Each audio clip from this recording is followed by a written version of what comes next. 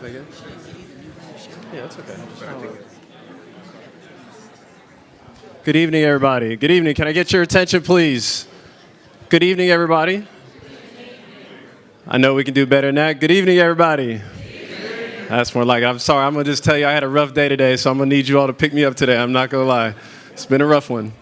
So for those who are in the back who are getting your food, please do get your food, but if you don't mind making your way up to the front, that'd be great.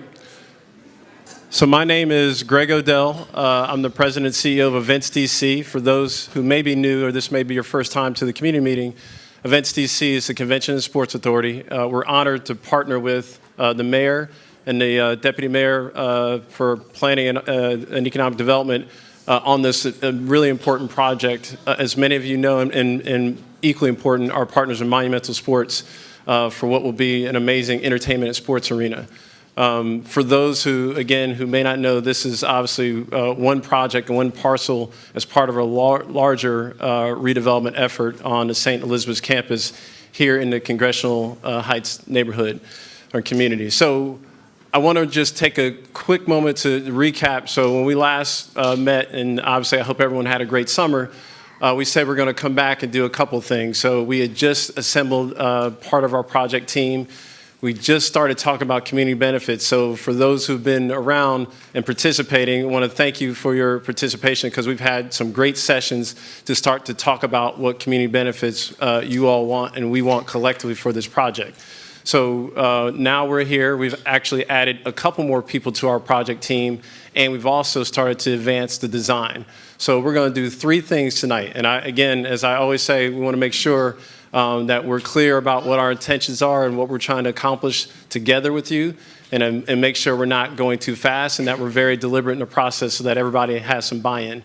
So the first thing we're going to do tonight is talk about the community benefits agreement. So we're not finalizing anything yet, but we've made a lot of progress. We're going to talk about that process of how we establish a coalition, and then the meetings we've had with committee chairs who've done a fantastic job, and then talk about some of the wish list items that now have started to boil down to that list so we can have some discussion and get to hopefully some consensus.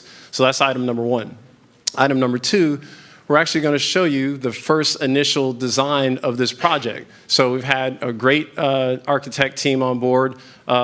Marshall Moya and Rossetti that you met in one of our last community meetings are here, so they're going to actually present to you our initial concepts. I'm going to go ahead and tell you what you see today is a great first design, but through the process of one, making sure it fits in the budget, and two, making sure we're getting all the approvals, that we may make some changes to the building. So it may, in fact, look differently. This is part of the process, but we want to be transparent and make sure we're sharing with you that process and that progress along the way. So you'll hear me say that 10 times, that things will change, but at least we want to show you our initial imagery and what this building will start to look like. And the third thing is we also want to introduce you their contractor or the general contractor or what's called a construction management team. They're going to be responsible for actually building the building. So important that you all get a chance to actually meet them because they're also going to be ones responsible for the largest outreach to making sure we get jobs and local businesses to work on this project. So you'll get a chance to meet them for the first time tonight, but then they'll also start that process and tell you about what the outreach process is going to look like so we can make sure we have plenty of opportunities. So I just realized I've been doing all this talking and probably not flipping any pages. All that agenda I just said is, oh, I slipped something. Let me go back. All right, so the agenda wasn't on there, but fair enough. So we've had a great partner. You all know Monica Ray well, and for those who don't, she's done an amazing job of really helping being the extension of our staff to really manage this coalition process. So I'm going to introduce Monica. Before I do that, I did want to take the time just to make sure I recognize a couple of people. One of our board members who's been obviously a steward in the community and the leader for the city, Denise Rolock Barnes, is here. Please give Denise a round of applause. Thank you for being here, Denise. You've certainly interacted with them. I know Martine and Andrew are here from the Deputy Mayor's office, and James as well. Please, and Darnetta, I see you all. Please give them a round of applause as well for the great partnership and leadership they've done. So Eric Moses is our Senior Vice President and Managing Director of our Sports Entertainment Division, which is a big job for all of our sport event portfolio that he manages and all the events that we do. So that includes RFK, that includes Nationals, also includes the Armory and the entire RFK campus and all the event programming. And this facility will certainly be under his purview. So you guys remember Eric, but please give him a round of applause as well. So there's plenty of our event management staff here, or I should say Events DC staff. I won't introduce all of them, but please make sure you get to know us because we're going to be here. We're not going anywhere. We're going to make sure we work with you to get this done. So now getting back on schedule, drum roll please. If you could give a kind, warm welcome for Monica as she comes up to talk about the coalition process. Thank you, Monica. Thank you. Good evening. Good evening. Thank you. So I'm really happy to be here to see all of my neighbors here. Of all the things that I do, my favorite job is representing the Congress Heights community. We're really excited to see this asset come to our neighborhood, and I'm happy to have been a part of this process to involve the community, to try and develop a list of things that we could ask for that will benefit the whole. So here we go. So we've talked a little bit about what the project is. You guys have probably heard this ad nauseum. 4,200-seat arena, entertainment, athletics, community and cultural events, training facility for the Wizards, home facility for the Mystics, and a possible location for a development league team for the NBA. And our wonderful ward, the greatest ward of all, right? So the yellow block is Oak Street. This is the Congress Heights Metro. For orientation, the St. East campus up top, and our favorite pavilion in the top left corner. So when the CBA process began, we thought about how we could develop a process that was as broad and as inclusive as possible. So we had a meeting back in the spring where all of you were at Old Congress Heights School, and we put together a list of organizations that represented Ward 8. There were 28 of those. In that meeting, we asked, is there anybody we've left out? And there was nobody, so we're really, really happy. But this was like our process. We built the coalition, we looked at issue education, we identified the project, we assessed our community needs, we identified those priorities from that list of needs. We've begun to negotiate. We've looked at training our chairs, so they'll be effective negotiators on our behalf. We'll sign, we'll extend our support for the project, and then we'll move to implementation and monitoring. So broad, diverse were our goals. Wanted the ability to grow organically. So even if you believe today that you missed the opportunity, there is still opportunity to be a part of this process. And we want to represent a broad variety of interests across the ward. These are our list of our 28 invited organizations. There's one correction, Fairlawn Civic Association should be Fairlawn Citizens Association. Thank you, Ms. Fleming. I don't see where she is. Thank you for that correction. We also included residents of those high impact census areas. Those are the census tracts that neighbor or abut this property. Our target population look like Ward 8 residents at large, Congress Heights very specifically, both ANCs 8C and 8E, and those 4 high impact census tracts. In case you don't know what those census tracts look like, here are some stars where they are. The large star to the left is actually the St. East campus. 7304 looks like Mississippi Avenue, 15th Street, Congress Place. Then we sent letters out to these 28 organizations. We said, we want you to identify a delegate to the coalition and one alternate. We said it's going to be over the summer. We're going to work 4 months. You're going to have about 12 meetings over those 4 months. We want you to be involved. Of those initial 28 that were invited, 26 of them responded back to us and said, yep, we're interested, and here's our delegate. The only 2 that did not respond was the Ward 8 school board member and the Congress Heights Senior Wellness Center. And they both felt that their concern was they'd be in conflict because they were quasi-government agencies. Everybody else had a representative. Once we had our first meeting, We then looked at how we could organize ourselves. So 8C and 8E, those highly impacted ANCs, agreed to facilitate the process. And then we divided ourselves by interest area. And those 6 subcommittees are on the bottom row. Workforce Development and Job Training and Education was chaired by Ms. Alexis Roberson of OIC and Connie Spinner, who is here with CC Prep Academy. Youth Involvement and Activities was chaired by Ms. Cora Masters-Berry. Small Biz and Entrepreneurship was chaired by the ED for Congress Heights Main Streets, Kevin Vaughn, who's here. Senior Concerns was co-chaired by Mr. Guilford Bobo and Ms. Fleming. I don't see Mr. Bobo here tonight. Community Outreach would look like Preservation, Homeless, Environment, Parking was chaired by Ms. Sandra Seegers. And Arts and Culture was co-chaired by Tindani and Pulabusi and Kiana Jones. Anybody was open to come to any committee meetings, 1 or all 6. Talk a little bit about the 25 invited, who didn't respond. Each ANC commissioner in Ward 8, the entire ward, was invited to be a part of the process. Then we moved to our second block, which was education. How do we address what this project is and what our challenge is as a Community Benefits Coalition? We encouraged the groups to speak the same language, the same talking points. We wanted to build a common agenda, and we wanted to support our community members. So how do we do education? We looked at things that we hadn't seen before. How did the process work for other communities? We compared 3 sample CBA agreements. We looked at DC United Stadium agreement, we looked at Florida Avenue Whole Foods, and the Red Brick Phase 1, which looks like the housing and apartments in Phase 1. We looked at comparison contrast. How were those projects different or similar to our project? What kinds of things were asked for, and how we could relate those to this project. And last, we talked about how to negotiate. What are the techniques? What are the things that are plausible? What are the things that are impossible? And how do we push that envelope? Identify the project. We've talked about it a lot, what it is. Everybody's clear on what it is.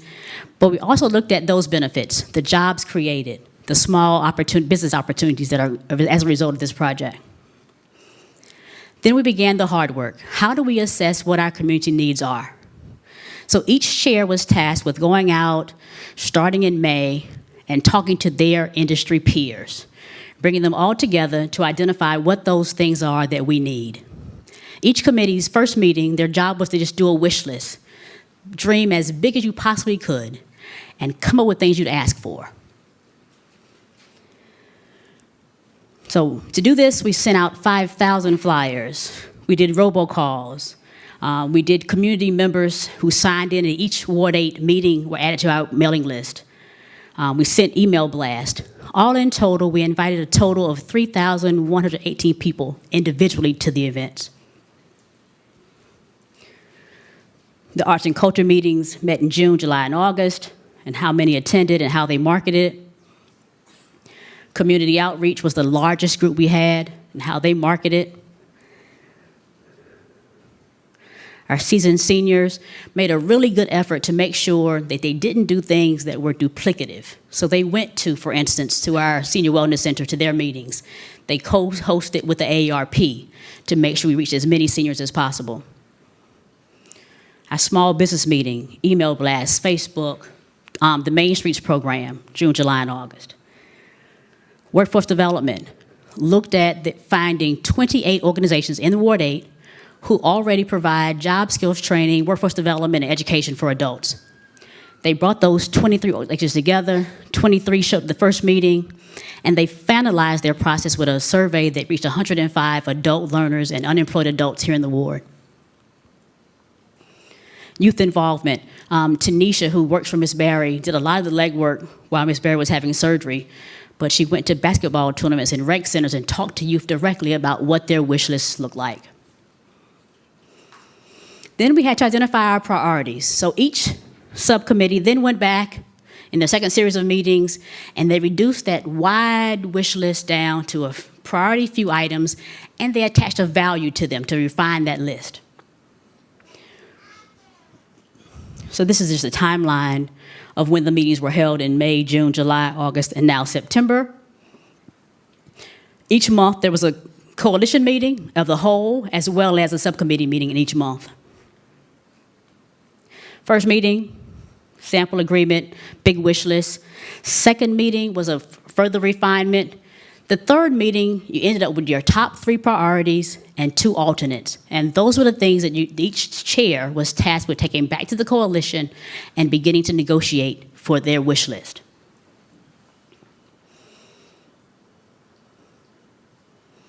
So, key points from this process.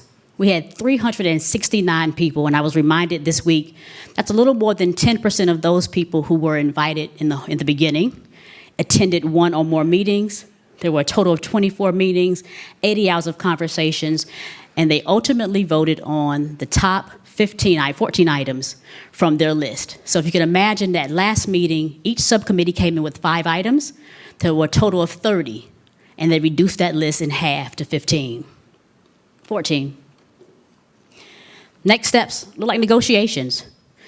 Bring Events DC to the table, the city to the table, and discuss how we can get as many of those things on the table as possible. Each chair, they've been trained, briefed, they know their information, they've defined their priority list, and they're prepared to go to the table and fight for our neighborhoods with Events DC. So, the wish list has been divided into 3 main interest areas. The first looks like education, the second, business development and support, and the third, community initiatives. In education, the first one, scholarships and internships for young adults and collaborative organizations. $100,000 per year for the first 5 years for scholarships in Ward 8, and $130,000 for each year for 19 years for organizations that already provide scholarships. UPO, Annual Joseph Beaver Scholarship, the William O. Lockridge Foundation, Fairlawn Community Association, and Acosta Economic Development Corporation. $20,000 per year for 10 years to 5 existing organizations that already provide career guidance. So the other thing that committee continue to come up with is not to create new things. We have people here who've been doing a good job at these things. Let's find ways to support them in the process rather than creating a new something.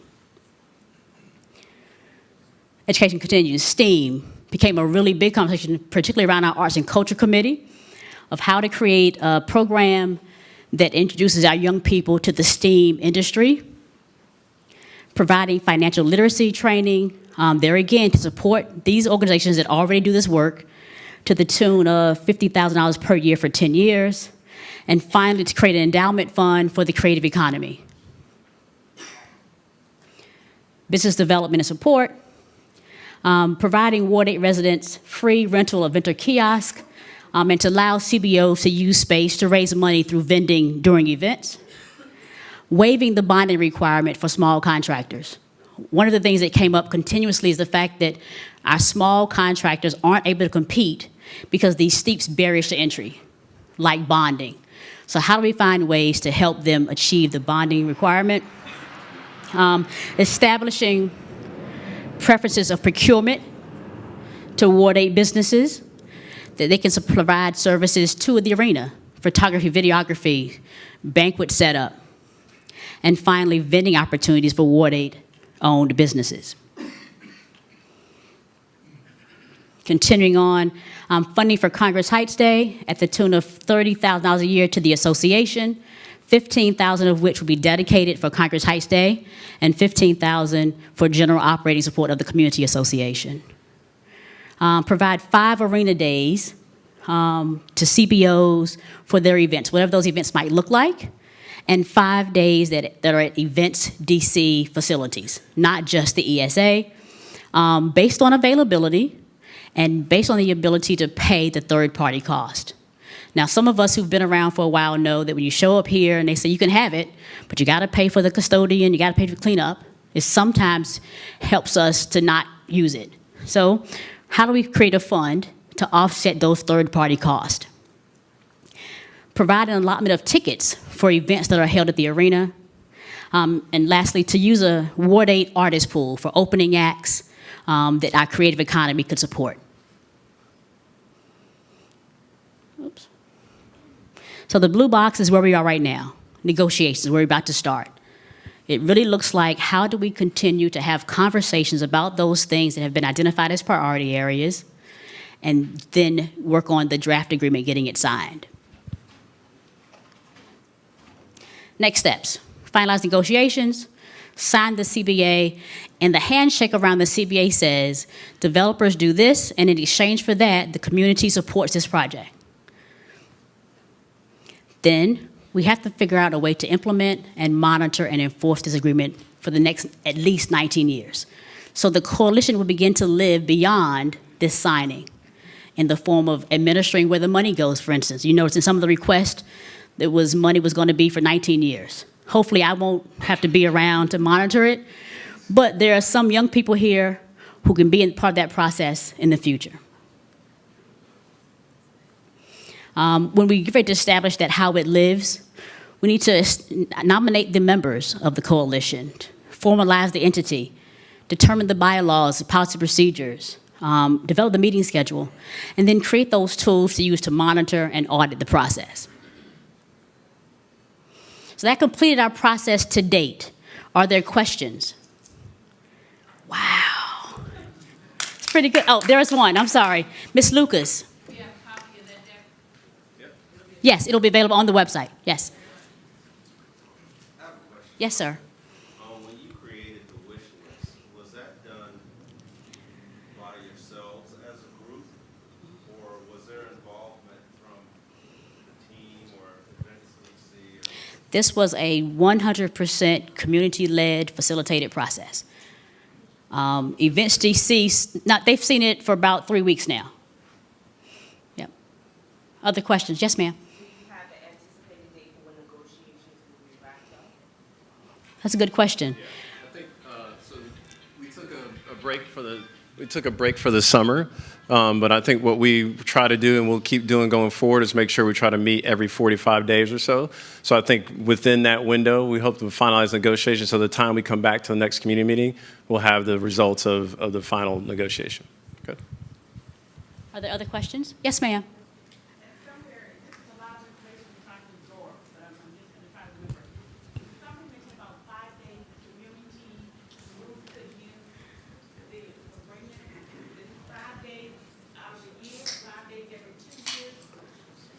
It's 5 days per year.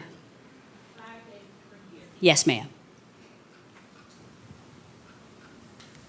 Are there others? Question. I'm not sure if we can legally request Ward 8 residents. Thank you.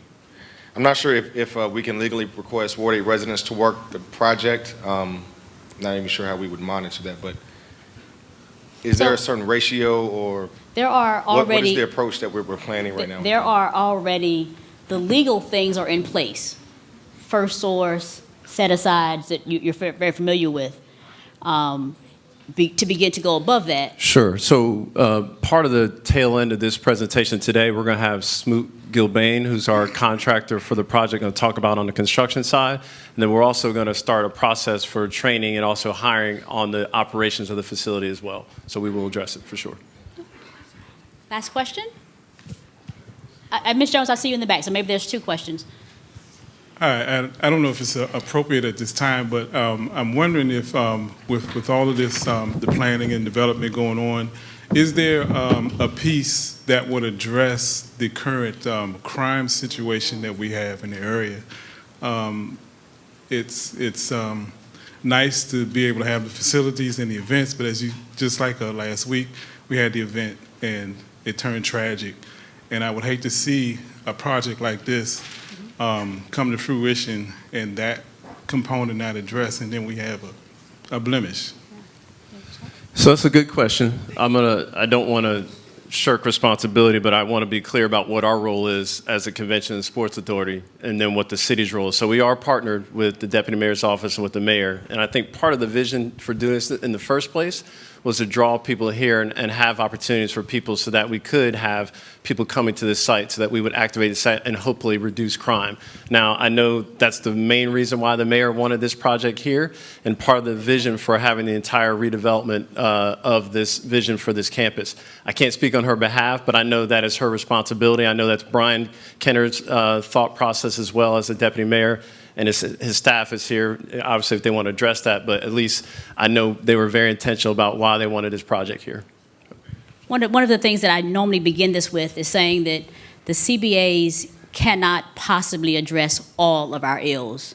This is one small part of a larger development that we hope the pieces come together to build a better community, but it's not, it can't fix everything. Ms. Jones was in the back. I'm sorry. Hi, sir. We were at the meeting yesterday at the police station, and the event that you're speaking of, I believe, is on Bernie Place. They did that privately with no police. They failed to turn in their application to ask for security, so no security was there. And I'm sure on the grounds here, they would have to submit an application for security. Ms. Jones. Yes, Monica, I just want to commend you for guiding us through this process. You did a wonderful job. And I believe you have covered everything most of us wanted to have. So I want to thank you again. That's good. And I should tell you that I appreciate that. But the chairs of these committees were the people, my job was to take notes. So thank the chairs for their work. Right here. Oh, Hi, I have a question. Who came up with only 5 arena days for Ward 8 residents, and do you think that's enough per year? well, and I don't want to dismiss your question, but I'd like you to hear the presentation. There are some really defined things that have to happen in the building. So if you can imagine, we think there's 365 days in a year, right? All of those days aren't even available to the facility. So there are some boxes, but you'll hear that a little later in the presentation. So if you'll hold your question, if it's not answered, let's come back to it. Fair enough? Yes, ma'am. You had one more, but the thing went out. Oh, there's the thing. Hot dog. Did you guys hopefully decide to do a partnership with both, of course, Ballou first, and then Anacostia's high school sporting teams so that they could leverage the existence of the professional athletes and the facility here? We haven't done anything formally, but to the extent that you mentioned that, that's kind of a no-brainer for us. I mean, we work with DCPS as it is now, so if there are opportunities for us to work with them, say their basketball teams or other teams, we'll be looking for those opportunities once the facility is built, and certainly closer to being built. A little more formal, because we do have, a lot of our youth are unemployed, their parents are unemployed, so we should definitely have something specifically written out with some sort of mentorship, and y'all can hear me, right? So, Ms. Lucas, the Youth Activities Committee did address that. To answer your question, yes. And you'll find that Ms. Berry should be coming in any minute now, but they talked a lot about youth activities, and some of what you see about scholarship opportunities, apprenticeship programs, are really about the youth. Yeah, that's not what I said, but okay, Monica. Okay.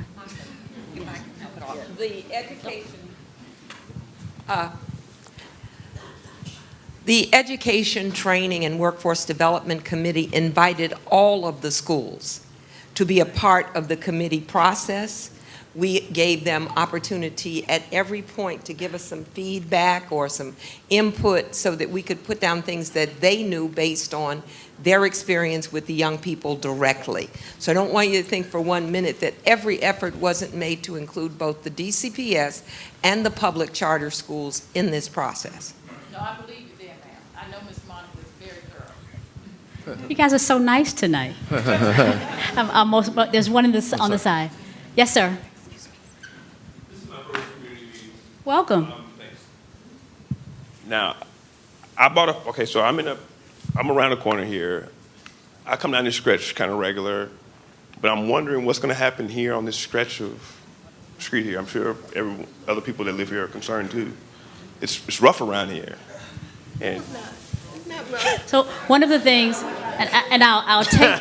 Yeah. Nah, that park, like the park. I mean, I know this is, we're not talking about. No, I'll take the liberty. I'll take the liberty in my role as president of the community association to answer your question. No, I mean like that park is. No, I agree with you 100%. So there's. I'll answer if you give me a second. Okay. There's absolutely probably no federal park in the country that is maintained to the level of the Shepherd Parkway. And that's a conversation we've been having with National Park Service for the last 7 years from our community association. Because the Shepherd Parkway is the exact same thing as the National Mall. And we believe that it is a class issue that we'd have to address as a community. But there are things that are happening along the commercial corridors that we believe will improve our quality of life.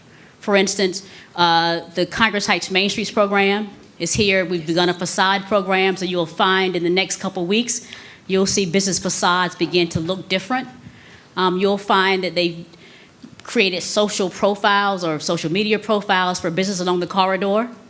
The Arts All Night activity you guys have probably not heard about yet, but you should, happens on Saturday night from 7 p.m. to 3 a.m. And it's purely designed not just to have fun, but to bring additional community foot traffic to our communities. We believe that the more often we show up in Congress Heights and have a good time, the more often we will come. We need to build Congress Heights as a destination. And that's all of our jobs, not the CBA's job. But I hear you. Cool. No, if you're ready. Are there other questions? If so, Mr. Watson. I don't think I need it. There's a mic coming for you. I read a couple of days ago where you reduced the seating by 20%, and I think you also asked for additional $10 million in funding.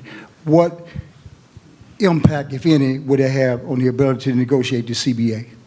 Great question. So it won't have any impact on the CBA. So we definitely plan to make sure we had enough funds for the CBA.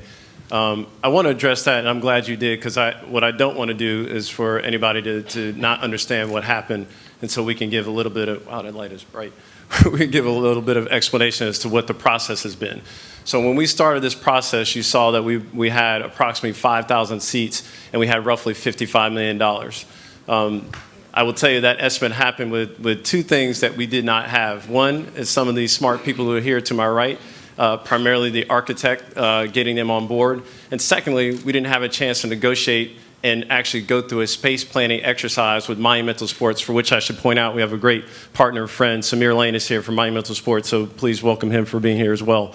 So we had to go through that exercise to do extensive planning for us to figure out what the space planning was going to look like, and then actually put some pen to paper and start to design this building. And so that's why we came to the conclusion that, one, it was going to cost some additional money. But the seat thing is interesting. So I will tell you, we did a lot of market analysis, and this is one of the reasons why we hired the great architect team that we had, is that there are a lot of venues in the city that range from about 1,000 seats to 3,000 seats. And so we knew that we wanted to capture that medium range venue so we could get that niche market.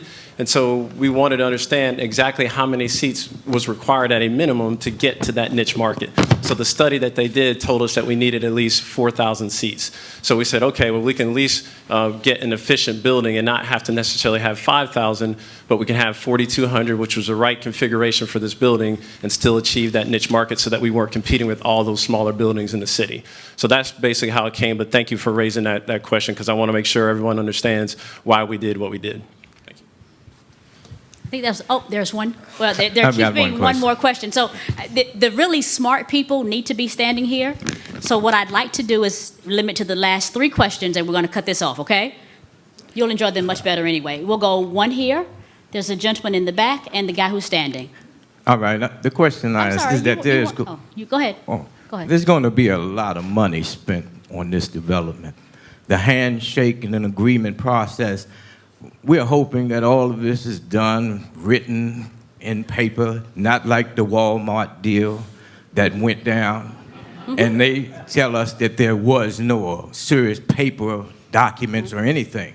So we're hoping that that part of it is going to be signed, sealed, delivered, and no one's going to back out of this. I can say that you had probably 11 of the strongest people in our communities on this committee as chairs, the least of my concerns is that it won't be in writing. Yes, ma'am. Could you tell me what the estimated cost of the CBA is? Do you have an idea of how much money your asks will be? And then, Greg, you had mentioned that you had some money set aside specifically for it. Sure. So we have not identified a pot of money for the CBA. And part of the reason why is because some of the CBA component will be upfront cash, and some also may be some of the elements that we'll spend operationally each year. So we have not had a specific estimate, but we'll finalize that when we finish the negotiations. The last question is in the back. Good evening, everyone. My name is Cleon Peoples, and I'm with the United Planning Organization. You touched on it earlier, but I wanted to get a little bit more insight regarding the contract. You mentioned, I think there was a $100,000 waiver fee. My question is, what is the vetting process in terms of vendor? So the item you're talking about Yes. is waiving bonding for Okay. those contracts that are less than $100,000. Okay. But the process, this list that you saw, Yes. is simply a wish list. It is not a part of any agreement today. Okay. This is what the committee has identified as priorities to address. So the details of how they work will be fleshed out at a later date. Okay. But thank you for your question. Thank you guys for your time. Thank you, Monica. And I want to echo the comment that was made earlier about thanking the committee chairs. This is the work of many hard people over the summer, so we couldn't be more grateful, but we know we have more work to do and we're not finished yet. So, and we will do more Q&A at the end, so I want to make sure we address more questions if necessary on all topics. So the second part of the agenda that we want to talk about today was giving you a glimpse at the initial design concepts for this building. So I made reference as part of one of the answers to the questions of what the process was and what we did. So we had to go through a pretty extensive process to work with our partners at Monumental to figure out how all the spaces would work together. So it's a combined training facility on one side and then an arena on the other with some shared spaces, but it's a very tight, very efficient building because obviously we wanted to manage that cost. So we had to get together in a room over several meetings with somebody smart to figure out how we actually plan the spaces of this building. So you're going to see how this building works. You're going to see the site plan and configuration as well. I will again remind you that this is the initial design, so it may change, but we wanted to get some feedback from you and get a sense of or at least show you what the vision for this project is going to look like, and we're very excited about it, but we know we have more work to do. Before we get started and do that, I did want to recognize our council member from Ward 8 who's been a great partner in holding our feet to the fire. LaRuby May is here. Please give her a round of applause for being here. Thank you, LaRuby. And I saw him come in, another one of our board members. He's the chair of our development committee. John Boardman is here. Please give John a round of applause for all the work he does. So without further ado, we have a great architecture team on board that I mentioned. It's Marshall Moya and Rossetti. They've been fantastic partners with us, and they've really been leading this design effort. So Paola's going to come up right now and start the presentation. She'll hand off to some of her great teammates. But please, hopefully you're thrilled about what you're going to see. Thank you. Good evening, everyone. My name is Paola Moya from the company Marshall Moya Design. Thank you so much for being here. As Greg said, we're here to show you the beginning of the process, and it's important for us to get your feedback. It's almost like a sculpture, right? You get a mass, and then you keep chiseling and trying to figure out until you get everything. You know, it's a matter of design, where it sits on the side, and budget. So it's a give and take. So this is just the beginning, and you're going to see iterations as we continue these presentations. So on the design phase, you're going to see two sections. The first one is the section that I will be talking about, and it's pretty much maps, art maps, kind of like what you see in Google Maps. Basically, you're going to see roads and flow, the transportation, and basically that section is to show you what is our design thinking, you know, what are the things that we're looking at the macro scale. The next section, it's going to be presented by Tony, who's with Rossetti, our partner in the project, and he's going to show you images of the project, so that you understand, you know, how we are dividing this. So you are more than familiar than anyone about the site. So as you can see here, let me see. where you can see the red dot, but that's our site. Here we have the metro, and then this is really where we start looking at, what's the activity around? How is it going to change in the next couple of years? What happened before? We look at the past, we look at the present, and we look at the future in order to really have design decisions as we move forward. And here in the pink blocks, you see some of the areas that we currently have. So we have the Gateway DC, we have the Rice Center, and we're looking, okay, how long does it take from here to the new building? It's about a 6-minute walk. What are some of the events that we will have here that will spill perhaps in the new venue? So, we look at how the pedestrian activity will be once we open. And then here we are zooming in a little bit more. Here you have where we are looking at entrances. So entrances, the pedestrian entrance, the public entrance. I'm sorry, let me go back here. So here we're seeing some of the entrances where we're gonna come through. And these entrances are coming, primarily from the north and from people that are coming from the metro. Some other people might come from bus stations that we have. So the majority of our pedestrian flow seems to be coming through here. So that helps us to define where our front is and how the circulation will be. We also have some other semi-private entries and the player parking that we will have on site. And we also have a very exciting section that will be the retail part, which will be activated throughout the year. Coming in the future, we're going to see another road, which is 13th Street. So as that also comes into construction and it finalizes, we want to see, what we offer here when that opens as well. Okay, the last image, again, imagine that you are in an airplane and you're looking down. So you're going to see basically the roof line. And this is pretty much our building. Here in this portion, you have the arena, and this is the training facility. So the program is very logical. We have, our main volume here, and then comes the facility here. We have parking in this side, and then you have that historic property that we have that will also be developed as well. But we're looking at, how the players arrive to the facility.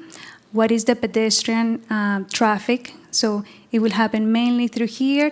And then once 13th Street, we will have also some traffic here, pedestrian traffic mainly. So that is more or less where we are right now in terms of programming. Again, we look at the building, where is our main entrance, how is that back entrance. But the idea is to make sure that we activate everything so that there is plenty of activities throughout the year. I'm going to pass it to Tony Reiner. Oh, questions? I'm not sure if we finish, I think, and then we will have questions at the end. Yeah? Yeah.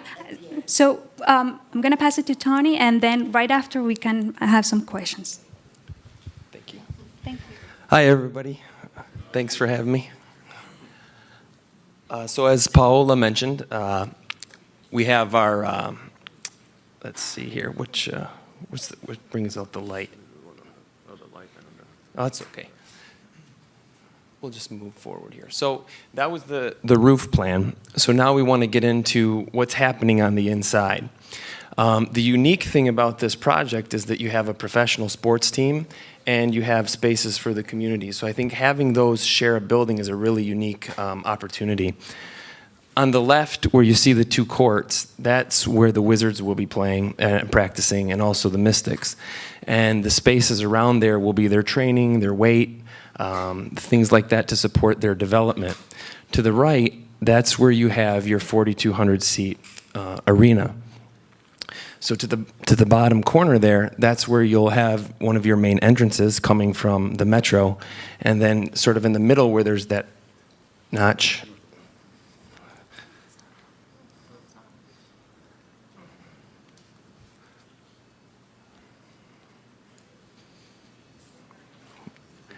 I need Greg's long arms. That's all right.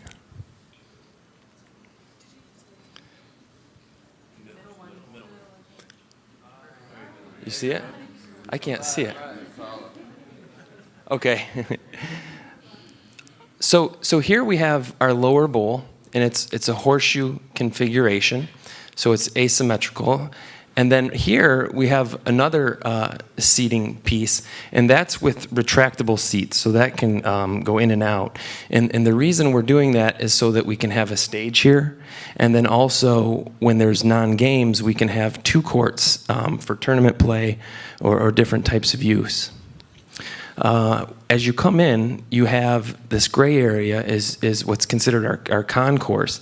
And the nice thing about it is that on the 2 ends, it's open so that when you arrive, you can come, walk along here, and you have that visibility onto the court. In terms of amenities for the fans, we have food and beverage amenities in either corner, and then also right here. And this is the piece that we'll talk about a little bit further, and that we want this to be accessible during non-event times, so that when there's not a game, the public can still come and use this 24/7. Here you start to see the bowl in 3 dimensions, and as Greg said, we feel really confident that we're right sizing with the capacity, but you can also see there's a really unique configuration with this upper bowl. And the reason we think it's unique is that because when the performers are there, you'll be really, really close to them. So I think that the proximity to the stage is very special and really close compared to a lot of facilities. And I think the entertainers themselves will walk away, having a really strong memory of this place. And they'll know that when they were in Congress Heights, because that's where they're going to want to perform, because that's that really nice, intimate stage. And then also when you have basketball. So here's the retractable seats that come out so that you have seating all the way around the court for basketball. There are a lot of different types of expressions around here, and we want to pay close attention to them, because the last thing we want to do is come in and bring a building that doesn't fit. So I think it's really important that we look at a lot of the buildings and some of the things that could start to influence ours. On the historic center building, some of the things we really liked was the growth on the facade, the ivy, the way that it breaks down the massing, because our building's going to be pretty big when you have a bowl. So looking at ways we can start to break that down and make it fit. In the center, looking at structure, columns, this vertical repetition as a way we can tie into the context. And then also that sense of entry here, where you're starting to add some vertical elements and sculpture at entrance. But then also understanding that we don't want to be purely historical, we want to be progressive and contemporary and really bring something fresh and new, similar to what happened with the pavilion, and where you can start to introduce new materials like the wood and articulated space for activation, and having a really nice, strong, beautiful, kind of iconic form. So we want the building to be as memorable visually as the pavilion. So here, these are the buildings directly across Oak Street from our site. And so some of the things we're paying attention to are building heights, materiality of brick, the rhythm and repetition of the openings, some of the construction and craft on the details, and sort of the different types of shapes and the roof forms. And the reasons we're looking at that is because when a fan comes here, we want them to almost feel like it's been here forever, that it's a true, authentic experience. While it's bringing something very new and fresh, it feels like it's been here. So I think because of its adjacency to these buildings, we want the building to have a nice kind of dialogue with the historic buildings. So here's our site. So those buildings that we were just looking at are about 30 feet tall, and here we have Oak Street. And our site has, fortunately for us, a nice natural grade change of about 15 feet in difference along here from the south to the north. This dotted line sort of represents where we have to build. So you can see with the lower bowl here and the upper bowl, we're starting to create a very big volume. And fortunately, because of the site change, we were able to push that mass down and reduce this slightly. But if we look at the heights of the buildings across the street, we're still considerably taller. But the good thing is, for us, is that we have a bowl, that's an upper bowl here and not over here. So looking at bringing this down, following the slope of the site so the building nestles nicely and fits the topography, and also breaks it down in a scale that's comfortable, because we want it to be bold and striking, but it also shouldn't be overpowering. So this slide here, to us, is really the most important part of the design, that as it evolves and we go through the different processes, it's not as much of what the building's going to look like, but that we provide this space here for community activation. So it's not just a concourse. It's open. It can be activated. It can have, it could be thought of as a gallery, temporary farmers markets. You could have local vendors come in and provide their culinary experience. And then how that can open up with community embrace, so that while there's non-events, the walls, the glass walls, can actually open up via garage doors and have that really nice connection to the street. And so ultimately, really creating a great experience that goes beyond just basketball, goes beyond just events, and has a true public space.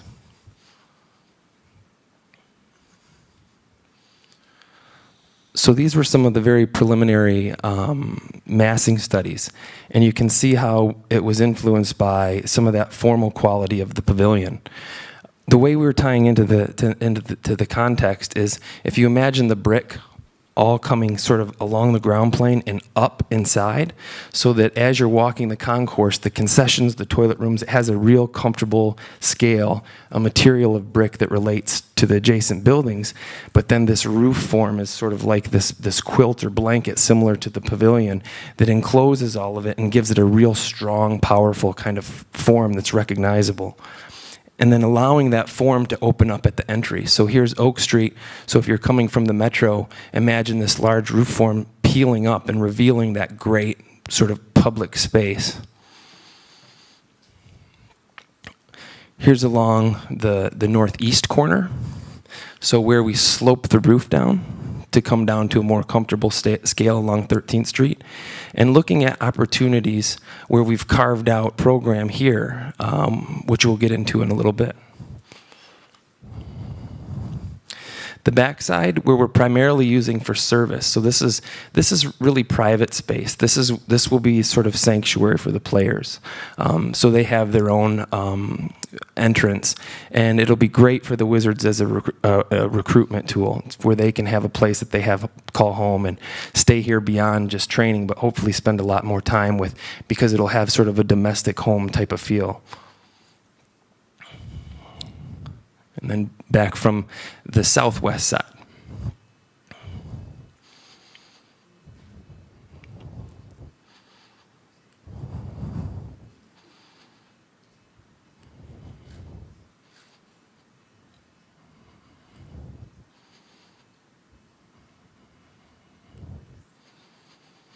So these are embellished more with material. So as I mentioned before, the brick from across the street will come through as a paving pattern, and this roof will sort of peel up, and this can all be glazing. So you could imagine looking through and seeing all that warm red brick that's tying to the adjacent buildings. And then you have this really elegant, beautiful, dynamic roof form that starts to enclose all of it. And right in here is a series of doors that can open. So remember in that plan where we were talking about concessions, it won't be concessions like hot dogs and hamburgers. It'll be real, local, authentic food that can change, and it will be accessible during non-event times. And the building can literally just open up for that indoor-outdoor accessibility. Here you have the south elevation.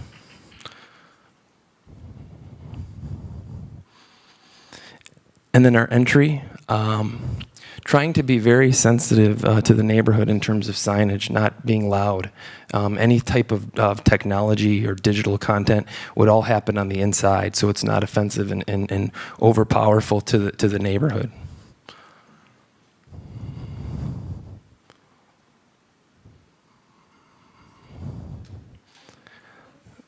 So here's that northeast corner, and apologize that they're a little dark, but what's great is that we have room for a full half court basketball court.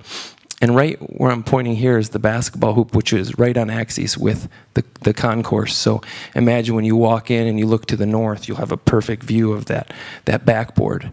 And then we have this massive amount of facade. So as opposed to being too over the top with architectural materials, could we look to embrace local artists in the community so that can sort of be in a constant state of modification and thinking of the building in some areas as a canvas. You could even have student art and carrying that theme, I think, on the inside. I think that you want to think about the concourse as a gallery. And as you pass through vomitories to the bowl, the walls have local art and local flavor, so everybody that's coming here really gets a feel for what this place is about. And then in the middle, you're seeing it as a food court. Because of the size, you would be able to get food trucks, whether it's during event or non-event time. And then while this is very dark, it's just showing a movie theater screen. So you could have a small amphitheater, you could have movies, but really a lot of space to do different things for the community. This starts to give you a feel then for that nice sort of seam roof coming down, peeling up, opening up, exposing what you see in the center here. So that's the back side of the bowl, that upper bowl that's floating up above. With these garage doors all open so that as people are walking, they can walk right in. Thinking of tables, chairs, umbrella tables, art, all kinds of things to really activate Oak Street. A view back from the other side. Allowing that roof again to sort of come up to the height of the adjacent buildings and then exposing that kind of brick so it starts to tie in.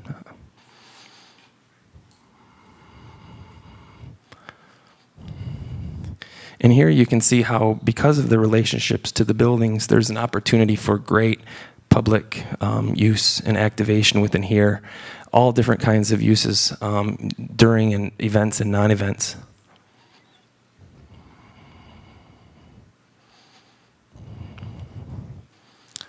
And then finally, sort of a first pass on that volume on the interior. So here's where you'd start to have really great local culinary experience. It's more, like I said, than just hot dogs and hamburgers. It's really great, and then this can open up. So during non-event times, everybody can flood in here, have food. There's places to sit and eat outside. As I mentioned, if there are digital pieces, they would be located sort of on the inside as to not offend on the outside. Above this concession would be sort of a mezzanine level, so you can access that upper bowl. So that's our current design. Yes, ma'am. When the architect came to the very second meeting we had in the board, I asked that I wanted something with an oomph. Well, this don't have an oomph. It reminds me of the airplane that's sitting at the pavilion. It doesn't have. It reminds me of that airplane, that pavilion over there. We're looking for something with a. Well, thank you, Ms. Cupper, for your comments. We so two things. We are trying to get an oomph. So this is our first pass at the design. The only challenge I will say is that oomph also has to be within $65 million total. And so, no, we agree, but everybody has a reaction to it. So we're trying, but we want to get your feedback. So thank you, Ms. Cupper. Comments or questions, please? Okay, I have the mic. Yes, I have a question about the first lady who was up there. You said it's going to open 13th Street? Okay, now, I was at one meeting, they said they're going to close 11th Street entrance, so they only have one entrance to the arena? How about the Suitland Parkway? in that direction, north. She's not sure about that. Okay.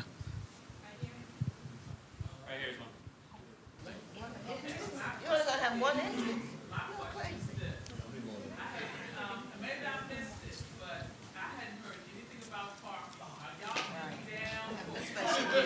Yep.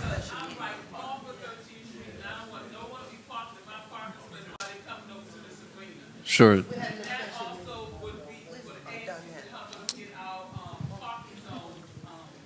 Yep. Right. No, good question. So I'll take a first stab at it, and then our colleagues from the Deputy Mayor's office can add in. So this was only to give you initial design of the building itself. Okay, I'm sorry. The question was about parking, that there had not been any, we had not talked about parking as part of this initial design.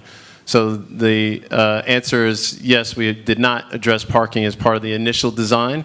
And so DMPED is going to address parking. They've already started a parking study, and they've started to hold separate meetings on that. So the thought is, from their perspective, they want to address parking not only for the arena, but also parking across the site. But they certainly want to be sensitive to the issues you raised and making sure that we address the parking. Good evening, everybody. I'm sorry. I'm Darnetta Tice with the Deputy Mayor's Office, and as we have participated in the majority of the smaller group discussions associated with the CBA, one common concern across all of the subcommittees was parking. And so we were very committed to making sure that we started the parking study that includes not just this site, but for sure this site, as well as an area around the campus. So we have done the first step of the parking study where we have, where we've assessed what we have. There are about 4 or 5 steps that we are asking the community to go with us through as we come to a solution. Write it on the wall and say, everybody told you we are going to be impacted by parking. There's no way to avoid it. And the meeting date is October the 29th.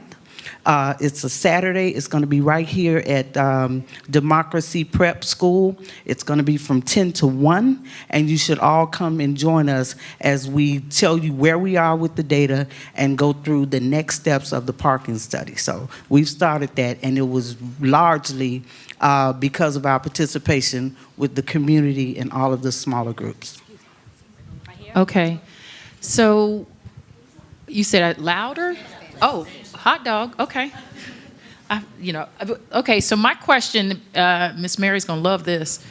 We have had the most beautiful arc developed here and the most fabulous Blue Senior High School, and then this really nouveau thing that I've gotten used to, but it's pretty nice. And I am underwhelmed by this thing here. It doesn't rise to the occasion of destroying, what's going on here and building up a new Congress Heights. I wonder if, like they did when they had the design meetings for Blue, and they had like the design competition, and then they had community input. I wonder if you all might, and I really appreciate it. You love architecture because you were talking all that architecture stuff, but it isn't exactly what we feel like we should have here. I get the whole, it's really a new thing in architecture to peel a roof. It's not aesthetically pleasing. I get the idea of bringing the bricks from across the way, make a brick pathway inside of a glass building. It doesn't have any zing whatsoever, and I really hope that you can get some of the people in the neighborhood together, or potentially maybe some of the other architecture designs that did like the Arc and Blue, and can we get a little bit more pizzazz? Just a little bit? Okay, thanks. So first, I just want to say thank you for your comments. This is precisely why we're here, so we want to get feedback on it. We hired the firm, so we don't necessarily are going to go through a competition with multiple players. So we've hired them, but we want them to get impact from the community. So we certainly can set up the process not only through this meeting, but others to get your feedback. So thank you. Good evening. My name is Harold Thomas. I'm a community advocate, and I have major concerns about transportation. As you mentioned, you're going to have certain entries for bus transportation. And you have Metro, which is in conjunction with the sports and entertainment arena. It's designed to increase Metro ridership. You have some major development projects that's going on in the area that's designed to increase Metro's ridership. So my question, as it pertains to bus transportation, what is the designated bus pickup and drop-off for your bus transportation public entrance? I believe that we are using what is current.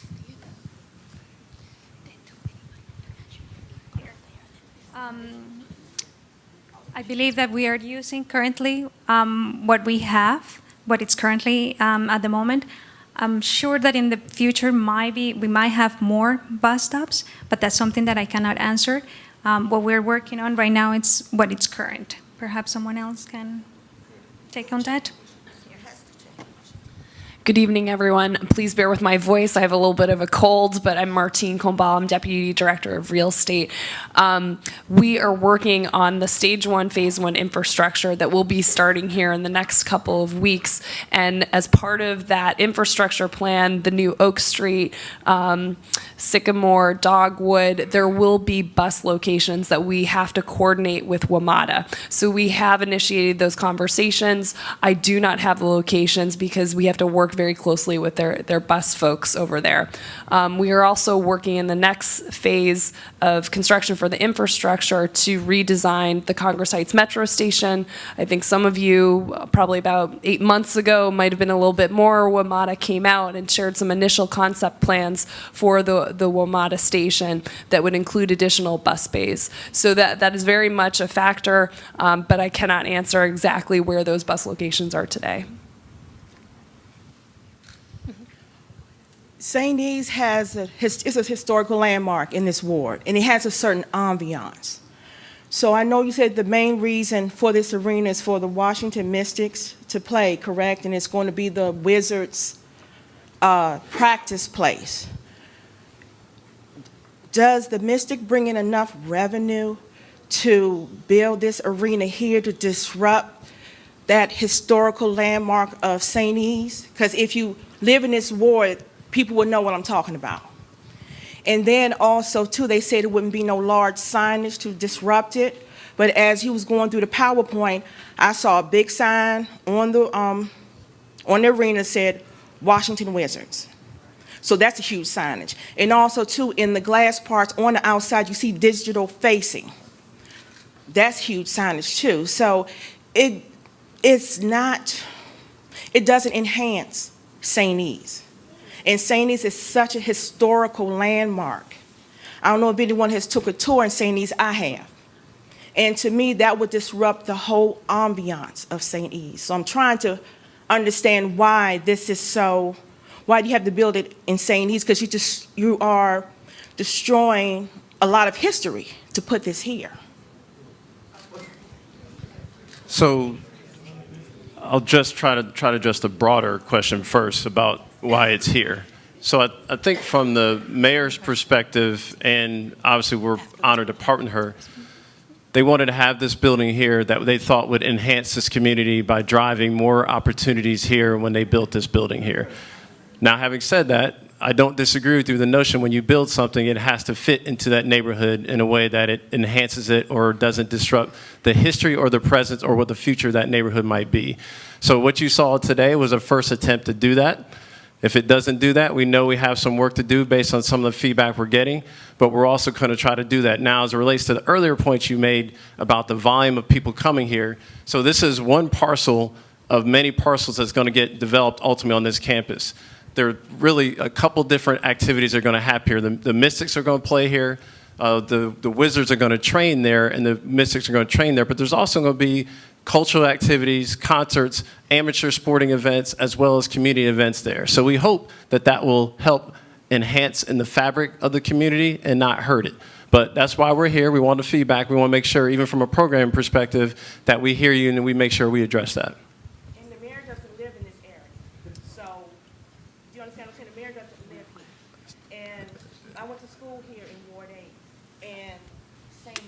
I mean, it's just, I mean, I guess you have to experience and live here to know what I'm talking about. Sure.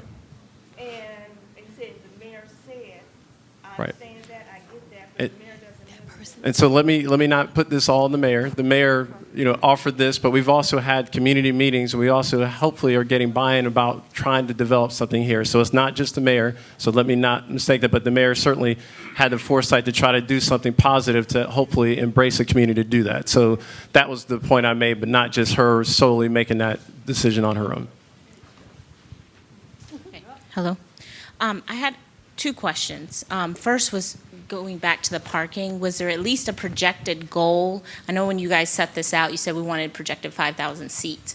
In terms of parking, is there some type of projection, or can you use like the National Stadium as a proxy, because their parking is very, very tight?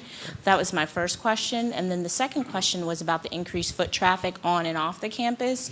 Usually when there's increased foot traffic, there's more trash. And so I know I've noticed in other neighborhoods, Capitol Hill, Noma, things like that, there are community partnerships to take care of the trash, and there are people that are consistently roving to help out to where the city can't support. So is there something like that included in the CBA to support beautification around the facility? Sure. So the first item you asked on the parking. So when we initially looked at the parking for the arena itself, we figured we may need as high as 1,200 parking spaces for the events that we had.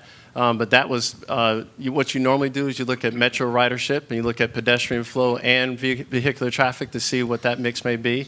That was our initial estimate, but we recognize in partnership with DIMPED that there may be other parking needs and you can combine parking. So nothing's been decided yet, but they're studying that to try to figure out how we can be efficient about that parking and where it would reside on the campus. So that was the first question. The second question you asked about beautification and other needs to make sure that either whether it's trash or security or otherwise. So we haven't put anything in place yet. I can't speak to the coalition, and maybe somebody can address it, but I will tell you operationally, as good partners, when we're going to be there and operating the facility, we absolutely know that that needs to get done, and we'll play our part to support that or lead that if we need to. Well, I don't have a question. How you doing, Greg? My name is Jimmy Jenkins. First off, I just want to say I think this is a great arena here. I live in Southeast all my life. I'm just taking a different direction. I think this brings a lot of opportunity for the people in Southeast. Growing up in Southeast, we didn't have facilities of this magnitude. We had to cross the bridge to see these things. So I think as people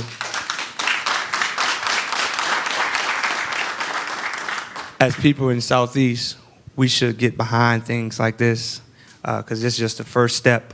And we've been negative, and we got all these questions, and I think we need to support it because our kids who are growing up, they're going to be a part of this. I have 2 kids, and I want them to be a part of something like this, and myself as well. So, like you said, I love it, and I'm going to support it. All right. Thank you for your comments. Appreciate it. Yeah, quick question. So to follow up some of the infrastructure questions, which I wanted to ask a general infrastructure question, but we've talked about transportation. You've mentioned, you touched upon security and trash. If there's anything else to be said about all of the different infrastructure considerations that have to be made as it relates to traffic, egress, those things, I'd love to hear that. Secondly, I'm having a hard time envisioning. It's a novel and interesting concept, this section or concourse that's going to be used separately from the sports venue. I've not seen anything like that, because you would need to have seating, kind of promenade type atmosphere to accommodate that element of it, which I just don't. Can you talk a little bit more about how that could come into play and fit well with the sport arena Sure. So concept? I will try, and where I fall short, our architects will do a better job articulating. So I think the notion was we wanted it to be different. We didn't want to have what typically happens on these type of venues is that you have a closed facility and all the food and beverage experience is inside. And when the game is there, it's all great. If you got a ticket, you're good. If you don't have a ticket, you don't get to enjoy any of it. And when there's no event there, nothing's happening there. So our thought was if we could actually create this experience so that when there's non-event days there, we could actually open up that experience, that public experience, so we could have food and beverage, we could have retail experiences there, we could have a market there. So that was the notion. Operationally, we'll have to figure out how we manage that on a daily basis. I'm not going to lie, it's not fully baked, but we know the notion of having this external, internal experience so that we could both service the game, but also for the community to enjoy hopefully on a daily basis is what we're trying to achieve here. So that is what the vision is, and we hope that, frankly, people in this room will be the very vendors and suppliers that are in that space serving the community. That's the whole point or why we're trying to do this. So the second question you asked on infrastructure, so DINPED is working to provide the infrastructure for the entire site. I don't know if you had any particulars. I know they're going through a process of sharing what that detail is as that project progresses. They can either give some summary now or at least tell when that process or how they communicate that effort.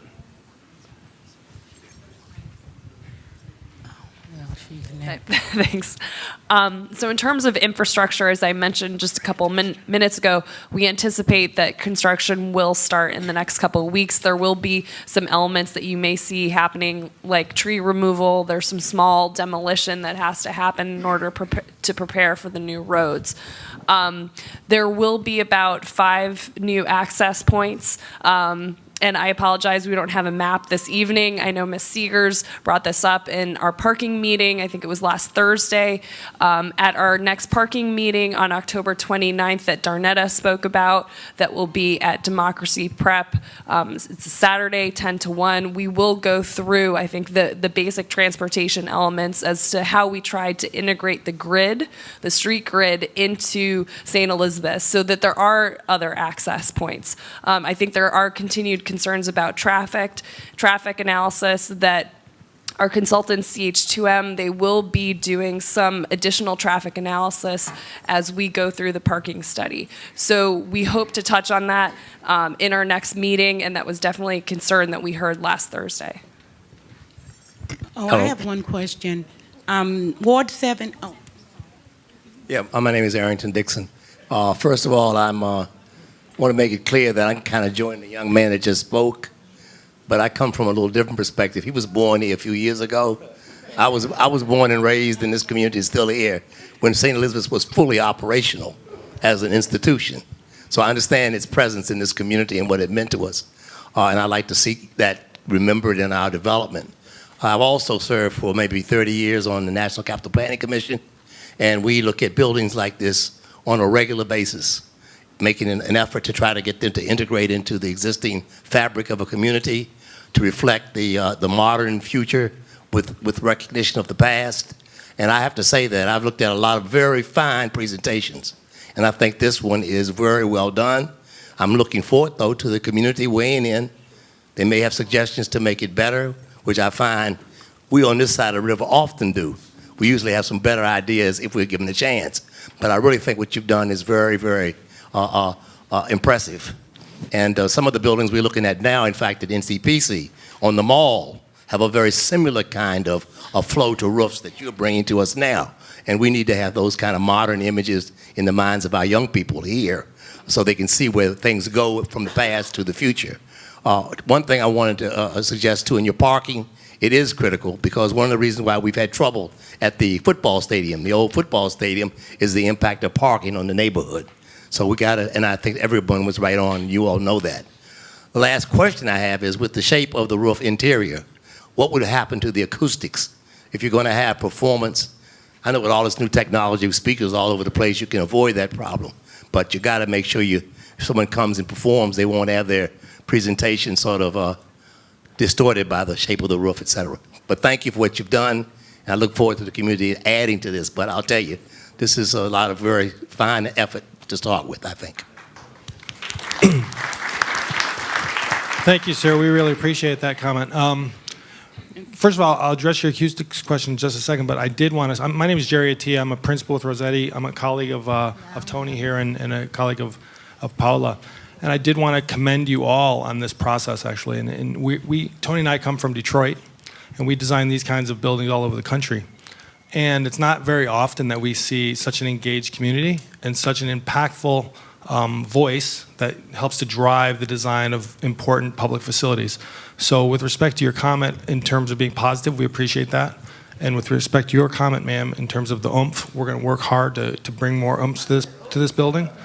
And we're going to do that within the constraints of all of the budget issues and spatial issues and programmatic issues and all the other things that we wrestle with on a daily basis. So again, I'd just like to commend you all on this process. Regarding your specific question, sir, about acoustics, we do have an acoustician on our team who will evaluate those issues. And one of the things that you saw in the plan is that it's a basketball arena first, right? The Mystics will play their home games there. The D-League team will eventually play their home games there as well. But we thought of it more as a performance venue because we thought that that was more valuable to the community. So specifically, you don't see very many arenas that are designed with a side stage configuration, which bring the upper bowl and the lower bowl so close to the front of the stage.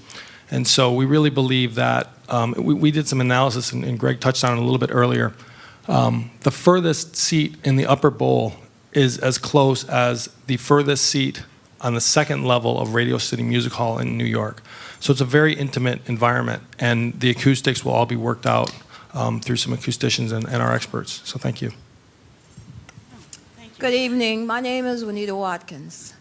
First of all, I wanted to mention that you mentioned 12th Street, 11th Street, 13th, the subway station, but you never mentioned Alabama Avenue. We're getting enough traffic for everybody coming, going to Virginia and Maryland. What are we going to get when this gets together? Could you give me a clue to that? Thank you. As I mentioned before, part of the traffic analysis that we will be doing as part of the parking study will address some of those concerns. So it's a balance between supply and demand, basically when it comes down to the amount of cars that we're bringing out to the site, because the more cars that you bring to the site in Congress Heights, obviously the more traffic that you will have. So some of what we'll be looking at are also transportation strategies around bike sharing, car sharing, trying to encourage other modes to make sure that we can reduce the amount of traffic in the neighborhood. So that's all going to be part of the discussion on the 29th and what we are examining. All righty. Folks were talking about wanting the building to have a little more oomph. I think the building looks good, but in Ward 7, they have the Fort DuPont ice skating rink, and some of the young kids in this community are getting into hockey now. So is there any way that you all have that slide-away floor that turns into an ice rink or something, if the kids on this end wanted to do hockey, perhaps? So, great question, and something we thought about. Unfortunately, when we were looking at the size of this building, hockey is a different configuration, it's slightly bigger and wider, I guess. So we won't be able to accommodate hockey here. But hopefully the city will maintain Fort DuPont to the level that's needed and improve it, frankly, for that need. Yep. Okay, I was going to bring up the other entrance and exits on the grounds, but you touched on that. My question is, when this first started, it was going to be 5,000 seats, 1,500 parking spaces. In my committee, we asked to add 1,000 more parking spaces. Instead of going to 2,500, you didn't reduce it to 1,200. And I live near where my neighbor lives. So we need to have more parking on site so they won't come over to where we are. Sure. So let me clarify what I said. So when we first looked at the parking, we suggested that the parking specific to the arena we thought was going to be 1,200. That was just the initial estimate. So that is not what we're going with moving forward. And so they're doing a parking study right now, and that parking study would not only talk about the arena, but also the campus, and presumably for the whole campus will be more than just the arena and have a lot more parking spaces. I can't commit to the number because I'm not doing the study, but they're going to try to address doing all the parking for the campus. Hello, my name is Richard Graham. I've been living here most of my life in this area, but my biggest concern, I'm happy to see what's coming to this ward, but my greatest concern is that the community that's here now, will we still be here once this is done? Because housing is going to change drastically. So all this is great, but it may not be great for all of us over time. So my biggest concern is about housing. We see how it happens all over the city. Like I work up at 14th and U, and I've been up there for practically 30 years now. It changed like that. And people that used to be there, you see a different transition. That may happen to this area too. And the people that are here now, we the last frontier of this city. And when they push us out, they say we're the poorest. Given time, we're going to turn around and the poor going to be gone. It's going to be non-existent in the city. So that's my biggest concern. It's great to have all these things, but those of us who's been here for years struggling, waiting for change, we may not get the change because we're going to be forced out. Well, our children will get the change. Well, I understand about our children. Our children get the change. No, understand that. But you got to realize we are living now. And our children may get it, but we as adults, if we can't be here for our children to get this. Yeah, okay, I understand that. That's not right. Ain't no we had our time. Sir, if I can try to address that, thank you very much for making that comment. As part of the first phase of the redevelopment of this campus, we do, there is a large parcel, the parcel across from the entertainment sports arena. Our development partners at Red Brick and Greg Cardona will be developing into 252 units of 60% area median income, affordable housing. It'll be rental housing with family-size units, predominantly 2 and 3 bedrooms, which I know there's always a higher demand for larger size units, and we do think that accommodation is very important and critical to the development of Congress Heights and in particular for St. Elizabeth's. Additionally, as part of the first phase of development, there are approximately 60 to 120 homeownership opportunities that will come up in townhouses that will be developed along Alabama Avenue and along, and I'm looking at Jamesford direction, hopefully it's Dogwood. I need to remember my streets. So there will be some opportunities. There's a home ownership club that does meet regularly here at Rise to provide people with an opportunity to prepare for home ownership. So these are things that we're considering, and we're trying to make and create more opportunities. And to the extent that you do have further ideas, we are here to listen, and I'm happy to speak with you after. Hi, my name is Lorraine. I'm a resident here. Not that I was asked, but to the gentleman who made the comment about the change that is going to happen, I feel like I've said this before in another meeting, there's not enough participation and attendance from people who live in the Congress Heights area. There's not enough attendance in the Congress Heights Association meetings or at the ANC meetings. All of these issues that people constantly make comments about, you have a voice in these meetings, but we don't see the turnout that we need to see. But my actual statement was about the parking, and not about parking for when the arena opens. I would like for the developer to make a commitment to keep his workers, the workers, on site, as opposed to allowing the workers to park in the neighborhood. I feel like there's more than enough parking on the St. Elizabeth's campus that the workers can stay on site and just stay out of the community with their own personal vehicles and as much as possible with the construction vehicles. If I can try to answer that, thank you. Actually, last Thursday at our parking meeting, that was one of the comments that we heard was about construction workers and making sure that we're accommodating their needs temporarily for parking so that they're not off parking in your neighborhood. So that's something that we're going to be looking at, and I think there's potential. There are a number of surface lots as we go through the redevelopment of St. Elizabeth's. I think there are opportunities to accommodate that, so we will look at it. You know, I live in Southeast. I've lived here for almost all of my life. You know, and the comment of we've had our time, I don't care for that at all. Because we're still here and we're not really trying to leave. And first and second most is that I've lived over in Arthur Caper, Ella Wilson. And I went through that with the facade and all of that wonderful stuff. And when the wonderful stadium came and all this other stuff, we were gone. And you go over there now and you think you're going to see what you used to see. No, you're not going to see that. I'm all for change. I love wonderful development that includes everybody. I don't see that it includes some people, you know, because Arthur Caper is different now.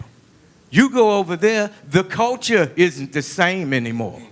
The stadium rules it, and people from all over come there now. So that's what's ruling over there. And we see this stadium, this wonderful stadium coming here.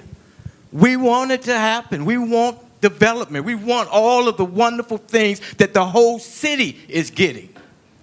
But if it's going to cause us to be displaced or moved somewhere else, then it doesn't seem to be a good deal anymore, because that's gentrification. I thought Burry Farms was the line where they drew the line, but hell, they don't cross that line because Homeland Security is being built. And Homeland Security don't care about nothing about what you doing over here. And they don't care too much to tell us anything either. And I live right here on Parchester, where the event that somebody was talking about was unsigned and unsanctioned, but it's an event that happens all the time. And don't tell me about the wonderful police, because we don't see them on Parchester. We don't see them on Burney Road. We only see them, 45 minutes after the thing has occurred or the shots have been fired. Then we see them. And now we see the wonderful stuff that's going to happen up here on the campus.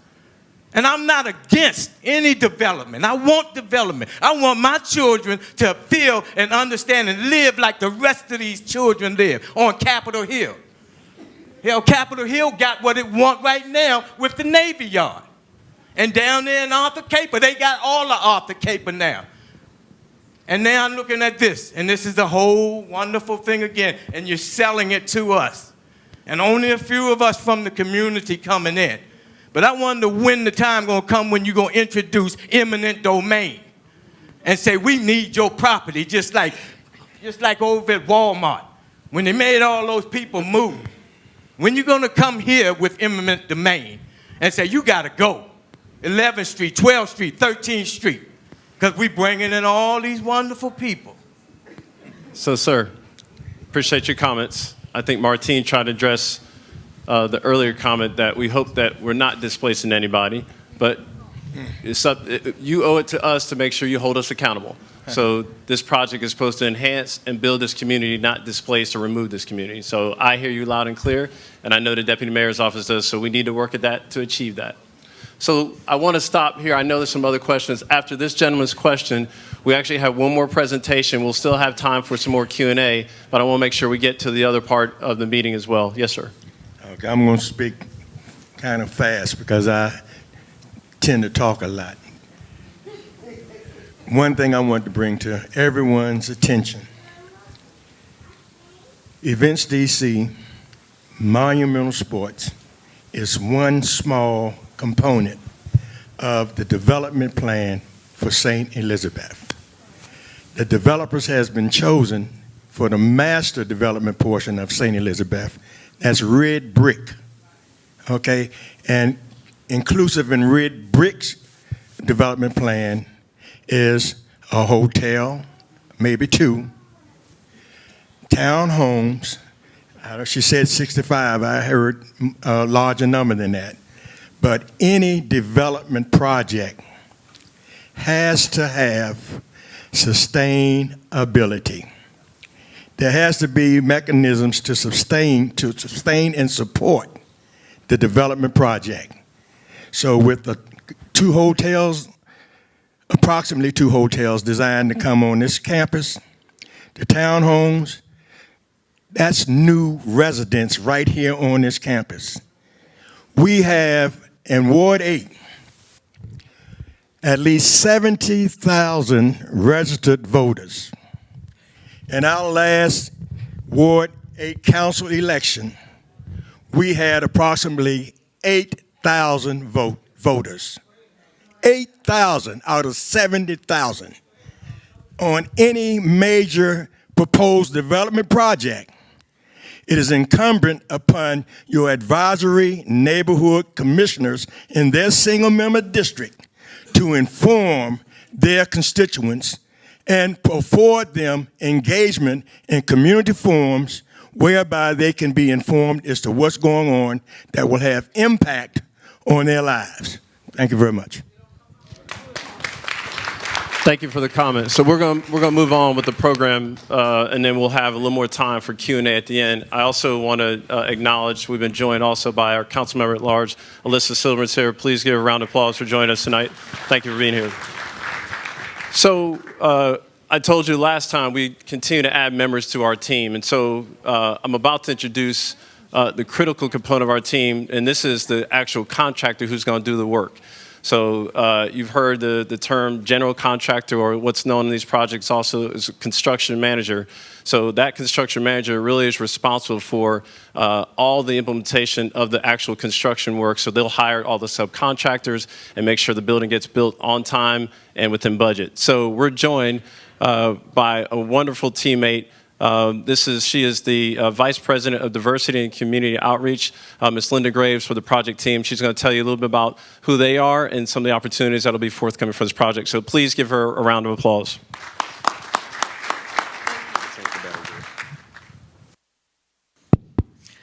Good evening. Thank you, everyone. It's a lot of wonderful energy, a lot of passion, a lot of input. We feel warmly embraced by this partnership. We want to be your partner. Thank you, Mr. Odell, and to all of the other leaders and partners that are in the room. Our team is happy to be here. We want to just take this moment to introduce ourselves and share with you our commitment to ensuring that we are impacting some of the legacy and some of the opportunities that this development is bringing. So I want to have our team come up.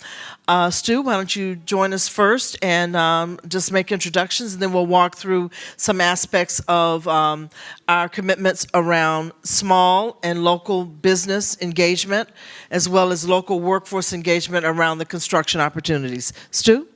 Thank you, Linda. Hi, I'm Stu DeZura, 20-year executive for...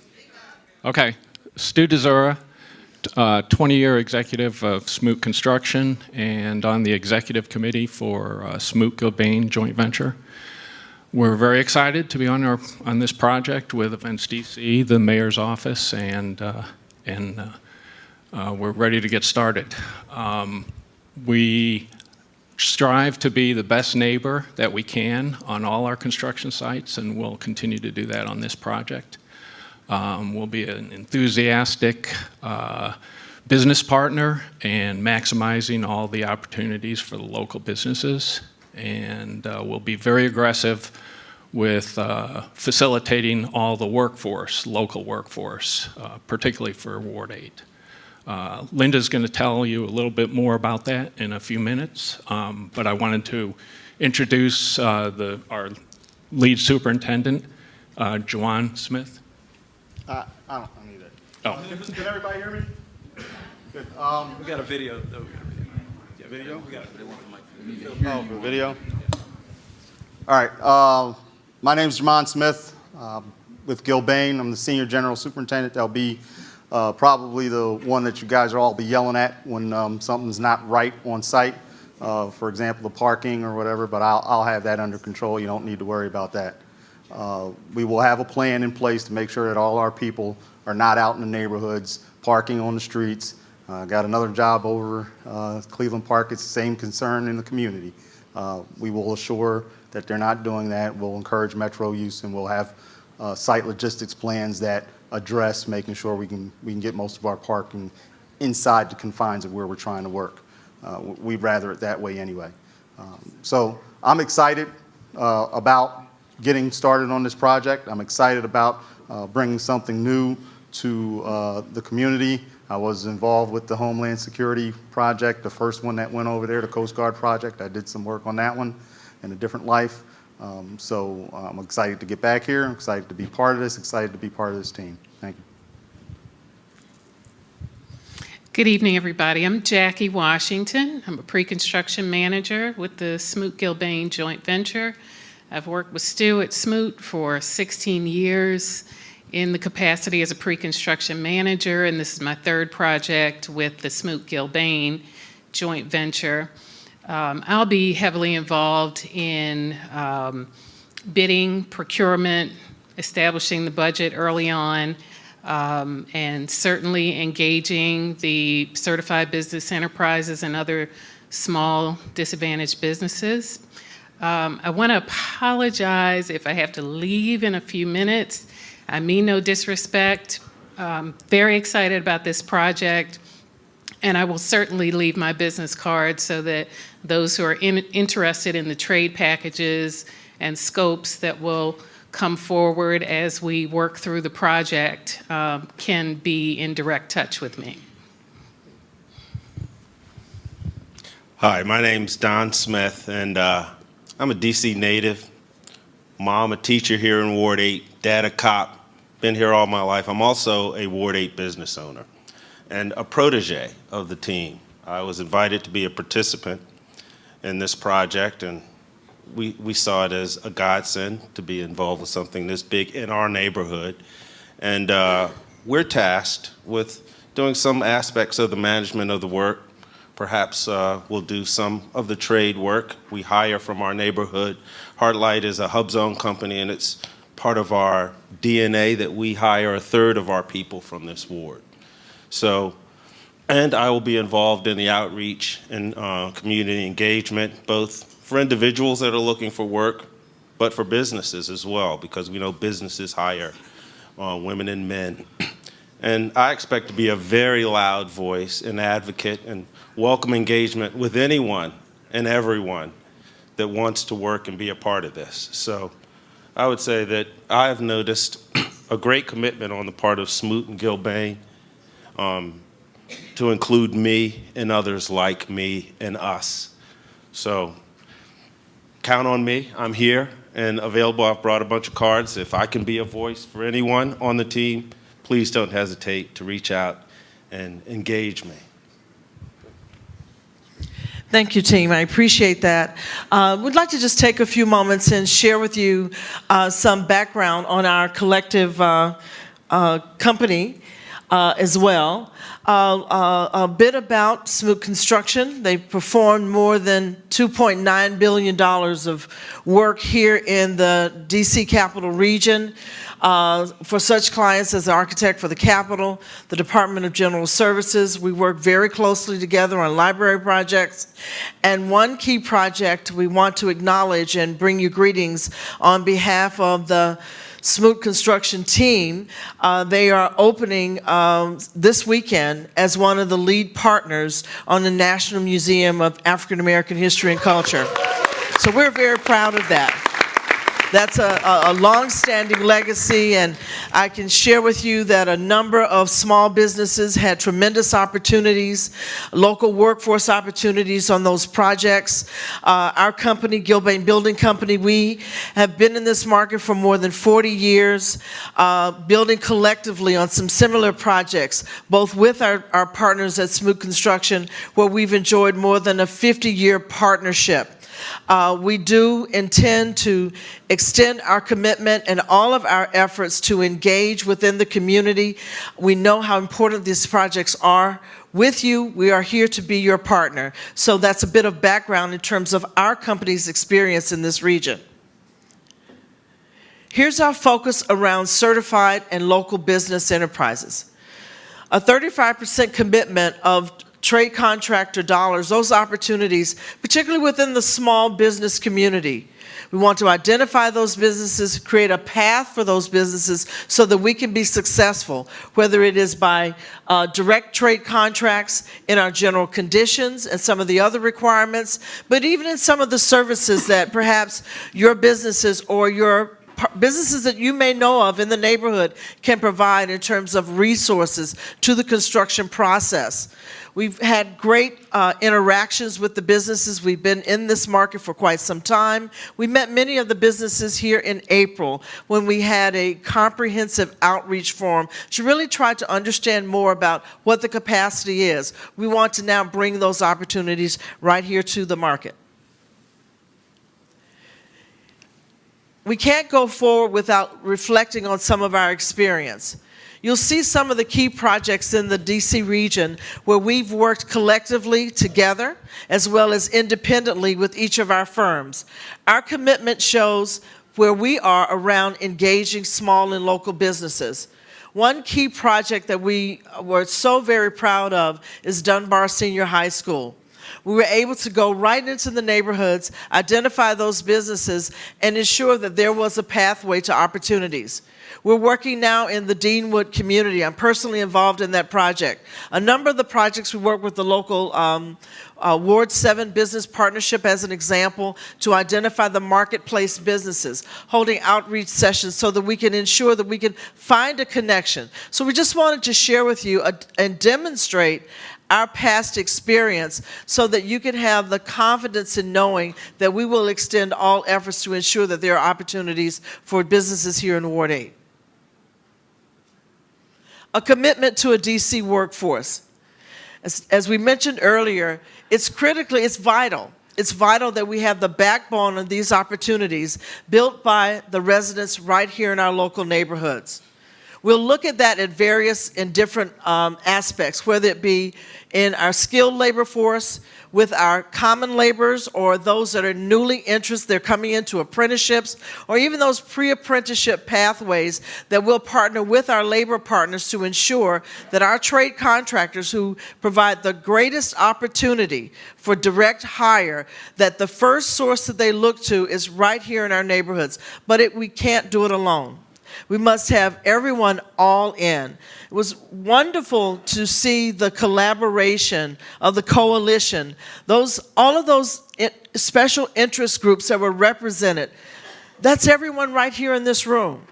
We need that type of involvement to ensure that we're creating a pathway for our young people, our middle-aged folks, and even folks of us that are further along in our career, to create a pathway to that. But we need everyone in this room, every voice in this room, to ensure that both we are providing information about those opportunities and creating a pathway so that you can then extend that information out through your networks so that those opportunities can be fulfilled as we need them and we're coming along in construction. Again, we can't go forward without looking back at our experience. On 2 recent projects, we created economic impact right in the direct neighborhoods for DC residents. That's Dunbar Senior High School at top and Roosevelt Senior High School, where we've worked collectively together on. We want to bring a similar amount of success and economic impact right here to Ward 8. As we talked about earlier, it's important for us to ensure that we are partnering with local businesses in the construction management and general contracting space. We have 2 Ward 8 businesses that are serving as a protege partner with us so that their businesses can grow, and they are in fact continuing to hire in the local wards and in the local neighborhoods. We've got long-standing experience with these companies. We know where their growth opportunities are. We're continuing to invest in them. These are not new relationships for us, but we're pouring back into these firms, transferring that knowledge, ensuring that they can then, in fact, grow and ultimately become your construction manager on some of the projects perhaps right here at St. Elizabeth. And we're proud that Hard Light is one of them, as well as Saxon Collaborative.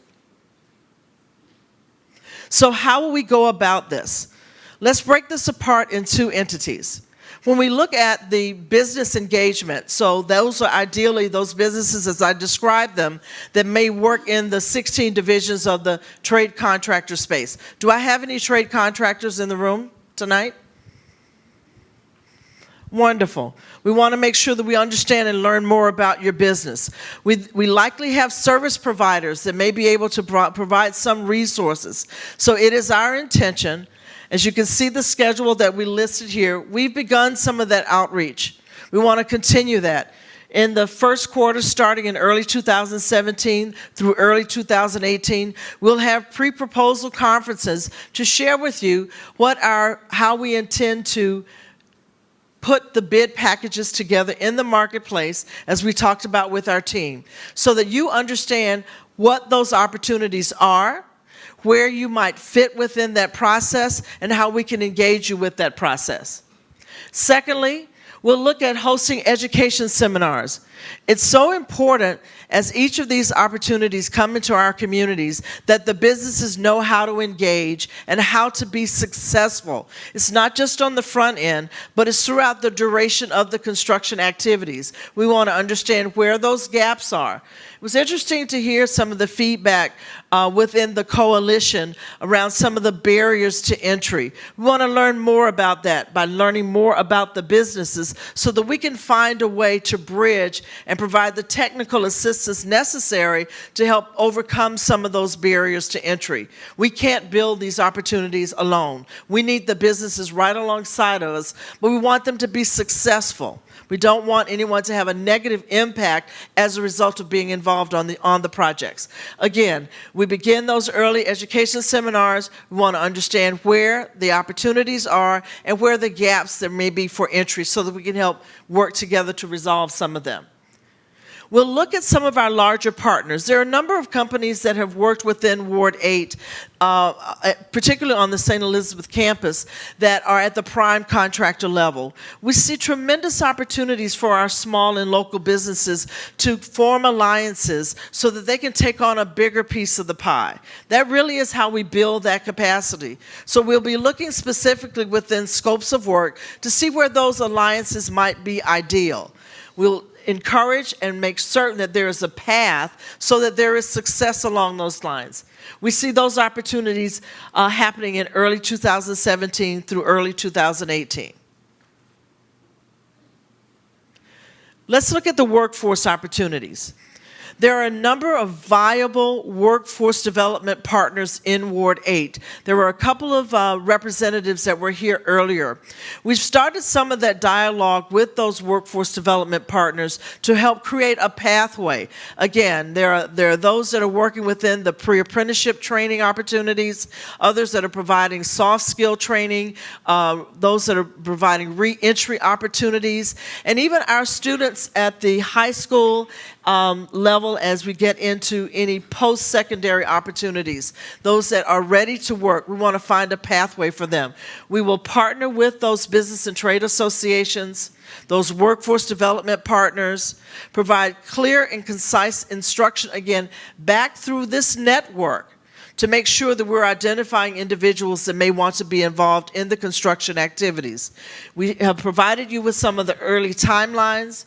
We do have very aggressive workforce goal, as we saw earlier, with a priority around district residents. I want to make sure that I did not skip over that. 40% of the job hours must be performed by district residents. We have a specific focus on Ward 7 and Ward 8. We'll work with those workforce development partners to have a specific outreach to Ward 8 residents so that they have opportunities to engage in the construction. Again, 51% of all new hires for this opportunity must be district residents. We've had a successful track record, but again, we can't take at it alone.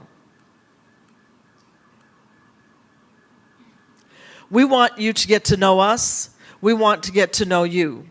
We'd like to be a part of the future dialogue.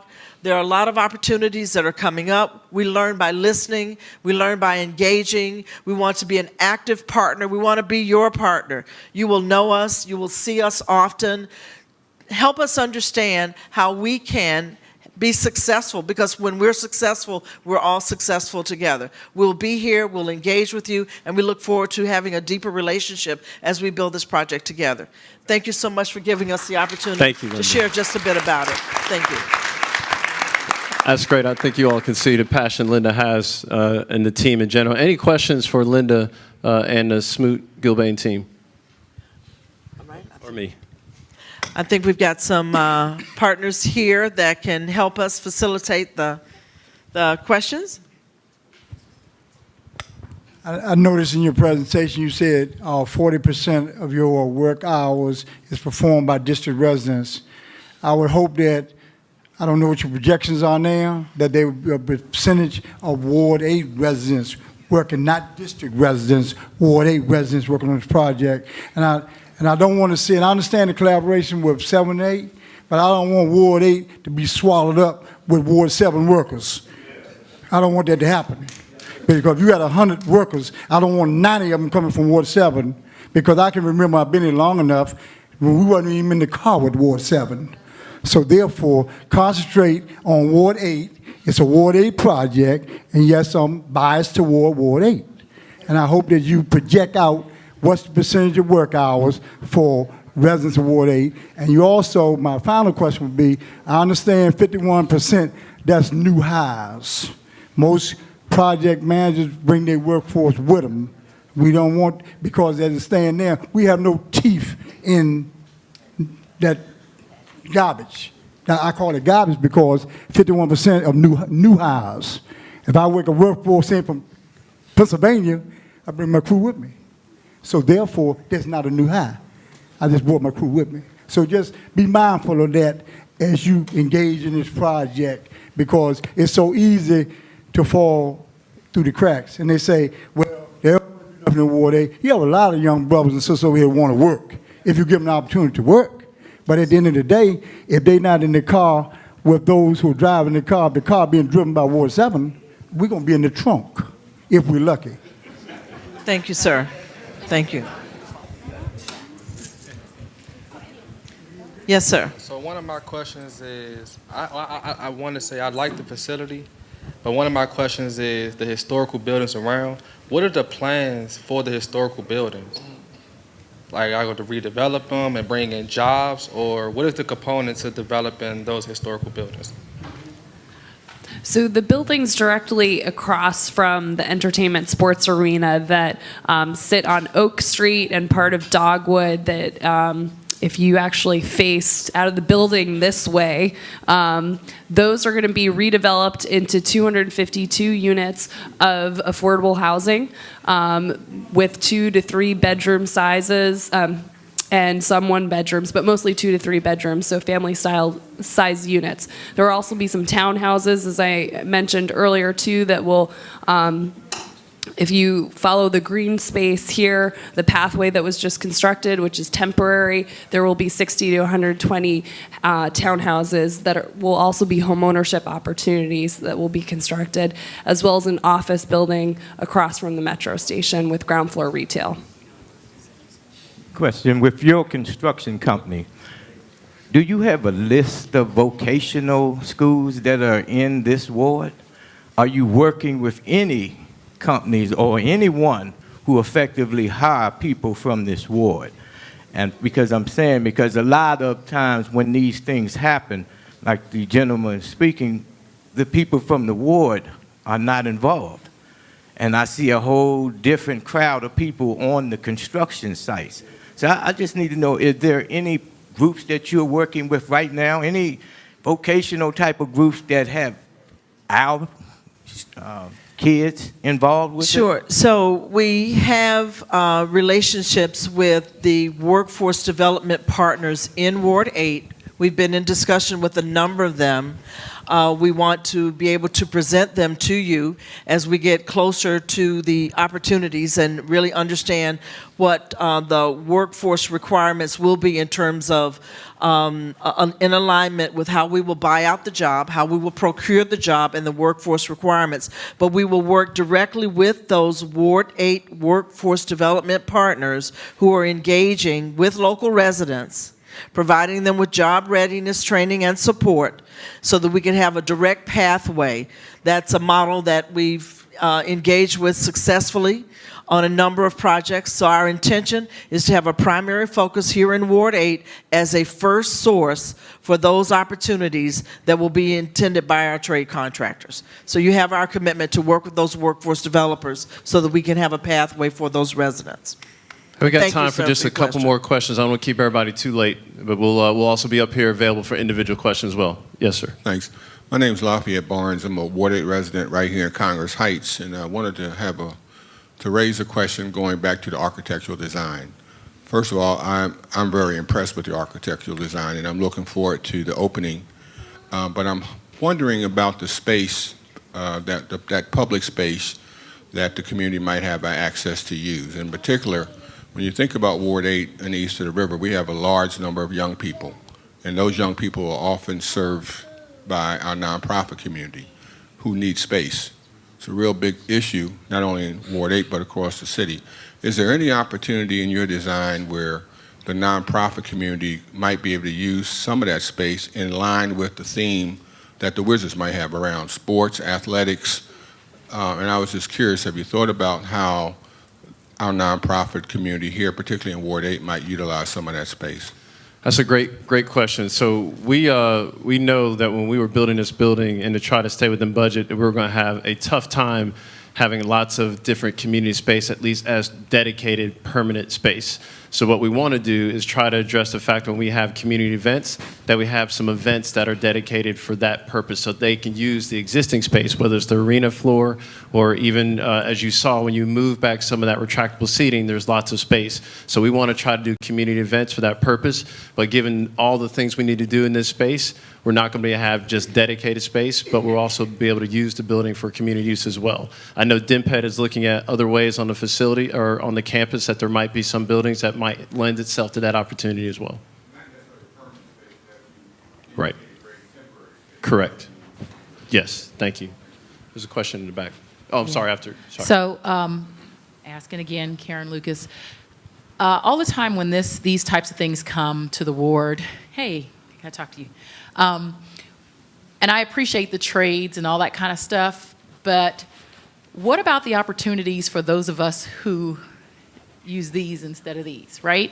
So I would like to know if you have a set-aside requirement for folks, for example, to do audit and loss prevention with all of your subcontractors there, an independent verification and validation, and making sure you don't lose materials on the site, and looking for that kind of thing.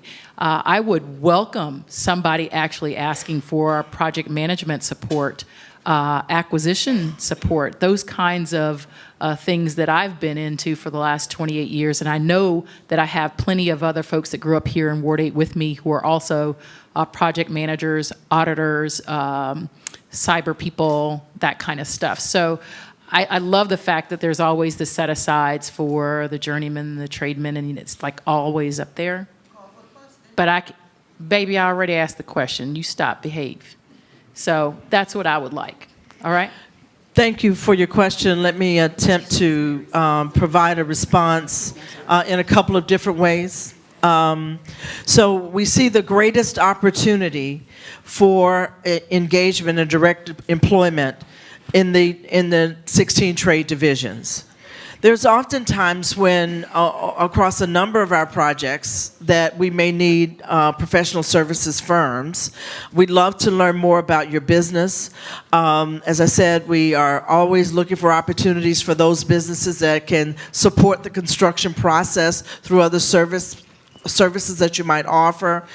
We'd like to engage with you so that we can learn and understand where there may be some alignment, or perhaps through our collective networks, we may even be able to connect you within some of those other opportunities if we can't satisfy them within this specific project. So again, we'd like to learn more about your business, what you offer, and so that we can find ways to see if there is alignment and where there is alignment, not if there is alignment. All right? Last question. Hello, my name is Corey Knight, and I'm Executive Director of the Hope Foundation Reentry Network, which is a nonprofit organization. I'm glad you said that, asked that question, because that is one of the most important questions that I wanted to say in the beginning, because I deal with the youth in this community, which is the most at-risk youth. And so we need, it's critical that we really need a part of that space to do programming, job training, and whatever for these young adults that's in this community, because they really don't have nowhere to go. This summer by myself, with my team, right, we've trained and put 35 to 40 kids to work on a daily basis by just cutting grass. I brought 12 lawnmowers, weed whackers, blowers, you name it. Bought a pickup truck this summer, and I kept about 40 kids out of criminal activities because of just my dedication to my community. So this is something that, you know, I work in Congress Park, in the rec center at Malcolm X. I work at Anacostia Library. I work on South Capitol Street with the kids. I'm all over this neighborhood, but that is really critical if you want to bring the crime down, you have to start teaching these kids the workforce development and the training that they do. So I definitely want all y'all, everybody's card, because I work with the kids, not only in the community, I work with them while they're incarcerated as well. So we really need that help, that dedication. I need you to dedicate that.